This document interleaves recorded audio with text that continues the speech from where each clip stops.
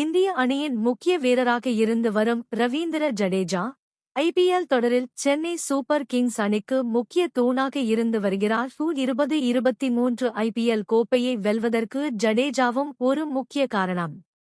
சமீபத்திய சாம்பியன்ஸ் டிராபியில் சிறப்பாக விளையாட ஜடேஜா, ஐபிஎல் 2025 தொடரிலும் சிறப்பாக விளையாடுவார் என்று எதிர்பார்க்கப்படுகிறது. சென்னை சூப்பர் கிங்ஸ் அணி ஐபிஎல் 2025 இல் தனது முதல் போட்டியே மும்பை இந்தியன்ஸ் அணிக்கு எதிராக ஞாயிற்றுக்கிழமை விளையாட உள்ளனர்.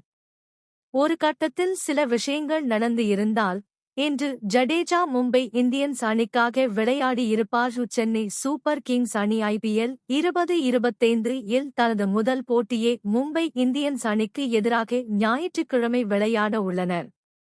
ஒரு கட்டத்தில் சில விஷயங்கள் நடந்து இருந்தால் இன்று ஜடேஜா மும்பை இந்தியன்ஸ் அணிக்காக விளையாடி இருப்பார். அதன் பிறகு 2011ஆம் ஆண்டு கொச்சி டஸ்கர்ஸ் கேரளாவுக்காக விளையாடினார். அதன் பிறகு 2012ஆம் ஆண்டு சென்னை சூப்பர் கிங்ஸ் அணியில் இணைந்தார். தற்போது வரை சென்னை அணிக்காக விளையாடி வருகிறார். ஐபிஎல்லில் சென்னை சூப்பர் கிங்ஸ் அணி 2 ஆண்டுகள் தடை செய்யப்பட்டது. அந்த 2 ஆண்டுகளும் ஜடேஜா குஜராத் லயன்ஸ் அணிக்காக விளையாடி இருந்தார்.